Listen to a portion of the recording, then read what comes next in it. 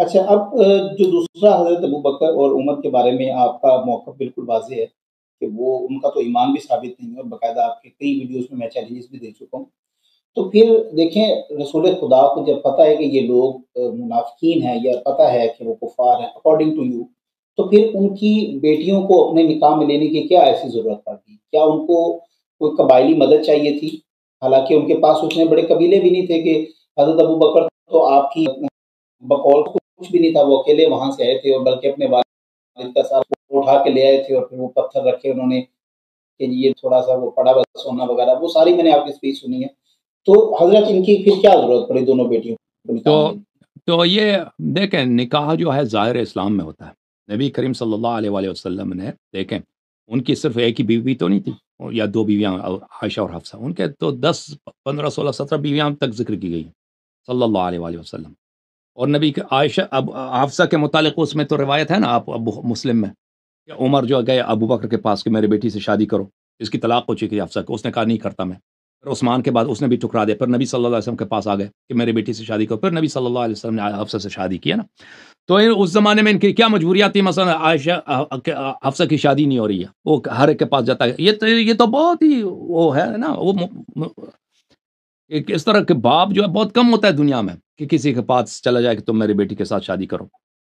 تو کن حالات میں نبی کریم صلی اللہ علیہ وسلم سے ان کے ساتھ شادی کی ہے، وہ دیکھیں وہ ہمیں بخوبی نہیں معلوم، لیکن نبی صلی اللہ علیہ وآلہ وسلم نے ام حبیبہ سے شادی کی ہے۔ ام حبیبہ کس کی بیٹی ہے؟ ابو سفیان کی بیٹی ہے۔ اور کس زمانے میں شادی کی ہے؟ اس زمانے میں شادی کی جب ابو سفیان دشمنی پر سب سے بڑا دشمن تھا۔ نبی کریم صلی اللہ علیہ وسلم کے حیات طیبہ میں ہجرت کے بعد جتنی جنگیں لڑی گئی ہیں، اس میں اکثر جو تھے مکہ والے تھے۔ مکہ والے لشکر لے کے آتے تھے، غزوہ احزاب میں مکہ والے تھے، غزوہ بدر میں مکہ والے تھے، غزوہ احد میں مکہ والے تھے، اور بھی جنگوں میں۔ اور وہ ان کا سب سے بڑا جو لیڈر تھا وہ ابو سفیان تھا مختلف جنگوں میں۔ ابو سفیان اور اس کی بیوی ہند، یہ لوگوں کو فائنانس کرتے تھے ان کو۔ جب جنگ بدر میں بھی ان کا قائد ابو سفیان تھا۔ جب جنگ بدر میں بخوبی آپ کتب میں دیکھیں ان کا جب شکست ہوا ہے مشرکین کا، تو ابو سفیان کی بیوی نے مہینوں تک وہاں پہ ماتم کیا، اس نے نوحگری کیا مکے میں، کہ ہمارے نوجوانوں کو، ہمارے عزیزوں کو ان لوگوں نے قتل کیا، ہم کب ان کا انتقام لیں گے، کب بدلہ لیں گے۔ تو یہ وہاں کے مشرکین کو یہ ننگ دلاتے تھے، تانا دلاتے تھے، ان کو غیرت پہ لانے کے لیے۔ ان کی عورتیں اپنے مردوں کو تانا دیتی تھیں کہ، اور ان کا لیڈر کون؟ ہند۔ اور اس کے بعد مختلف جنگوں میں یہ ان کا لیڈر ہے ابو سفیان۔ تو نبی صلی اللہ علیہ وسلم نے اس سخت دشمنی کی حالت میں اس کی بیٹی سے شادی کیا۔ ام حبیبہ سے فتح مکہ کے بعد تو شادی نہیں ہوئی۔ ابو سفیان نے کب اسلام کا اظہار کیا؟ فتح مکہ کے بعد۔ فتح مکہ سے پہلے تو وہ الگ مشرک تھا، لیکن اس کی بیٹی سے بہت پہلے شادی کیا پیغمبر صلی اللہ علیہ وسلم۔ اسی طرح ان کی ایک بیوی ہے یہودیوں میں سے، ام المؤمنین حضرت صفیہ بنت حیی ابن اخطب، یہ یہودی تھی اور اس کے بعد میں مسلمان بنی، لیکن اس کا باپ وغیرہ سب تو یہودی تھے، خیبر والے تھے، ان سے شادی کی۔ اور اس طرح اور بھی مختلف قبائل سے انہوں نے شادی کی۔ تو اس کا مطلب یہ نہیں ہے کہ نبی صلی اللہ علیہ وآلہ وسلم نے ان لوگوں کی اگر کسی سے شادی کیا ہے تو ان کے والدین کی انہوں نے تائید ہو اس میں۔ خود دیکھیں یہ سورہ مبارکہ تحریم جو ہے اس میں سے اکثر آیات، بلکہ تقریباً شاید سب کے سب عائشہ حفصہ کے متعلق ہے۔ اس میں اللہ تعالیٰ نے بتا دیا بھائی کہ یہی غلط فہمی، یہی حجت ہوگا نا مسلمانوں میں کہ فلانی تو نبی صلی اللہ علیہ وسلم کی بیوی ہے، فلانی نبی صلی اللہ علیہ وسلم کی بیوی ہے۔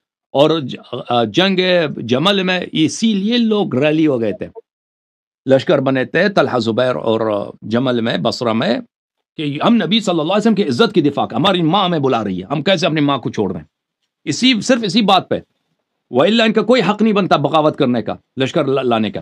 تو اس میں تو اسی حجت کو تمام کرنے کے لیے اللہ تعالیٰ نے کیا فرمایا قرآن مجید میں؟ ضرب اللہ مثلا للذین کفروا امرأة نوح وامرأة لوط كانتا تحت عبدین من عبادنا صالحین فخانتاهما فلم یغنیا عنہما من اللہ شیئا وقیل ادخلا النار مع الداخلین،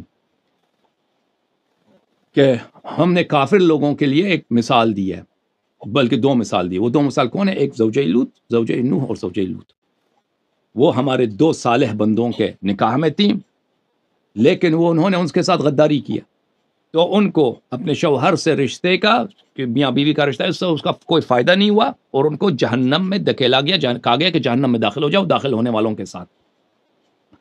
اور یہاں پہ کتنے آپ کے علماء، اپنے علماء کے اقوال ہیں کہ اس یہاں پہ جو مثال دی گئی یہ عائشہ حفصہ کے لیے دی گئی. اگر آپ چاہیں تو تفسیر فخر رازی وغیرہ شاید آپ نے دیکھا ہو، میں نے دکھایا آپ کی کتب میں کہ اس مثال سے مراد ہی ہوئی. تو جب اللہ تعالیٰ نے کہہ دیا بھائی، تو آپ حضرت دیکھیں ہمارے نبی صلی اللہ علیہ وسلم کے ازواج کے متعلق آیت نازل ہوئی ہے اور اس کی مثال دی گئی ہے کس کی؟ نوح اور لوط علیہ السلام کے دو بیویوں کے.